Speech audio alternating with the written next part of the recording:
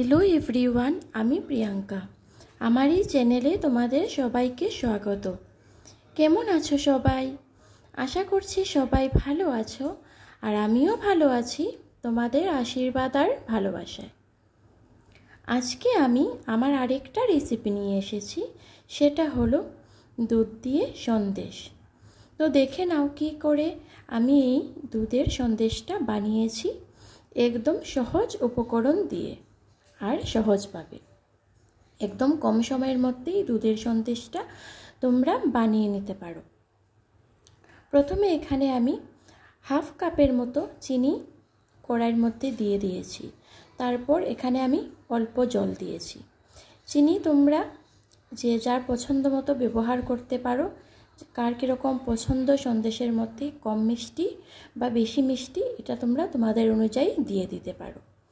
তারপরে এখানে চিনির শিরা হয়ে গেলে, ঘন হয়ে এলে এখানে আমি দুধগুলো দিয়ে দেব। এখানে আমি 500 গ্রামের মতো দুধ ব্যবহার করেছি।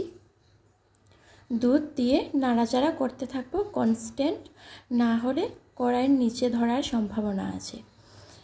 একদম কম আছে এই সন্দেশটা বানাতে হবে।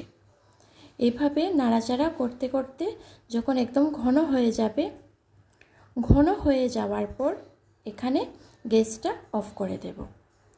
তারপরে এখানে আমি সন্দেশের সাজ ব্যবহার করেছি সন্দেশ বানানোর জন্য। সন্দেশের সাজের মধ্যে আমি এখানে অল্প ঘি লাগিয়ে নিয়েছি।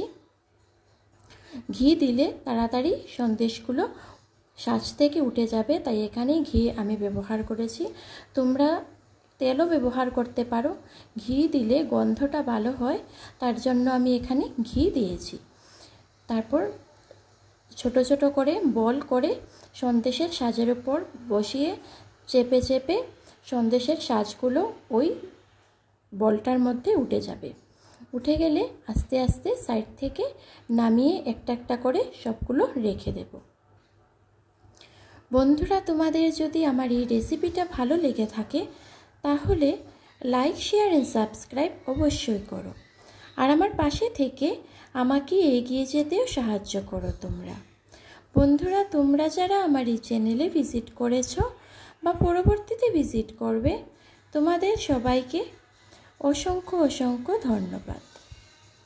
তারপর এই সন্দেশগুলো তোমরা ফ্রিজেও রেখে দিতে পারো। ফ্রিজে রেখে দিলে সন্দেশগুলো শক্ত হয়ে যাবে আর খেতেও অনেক ভালো হবে। আমার মতো কে কে সন্দেশ খেতে পছন্দ করো তোমরা আমাকে জানিও। আর এইভাবে তাড়াতাড়ি সময়ের মধ্যে সন্দেশটা হয়ে যায়।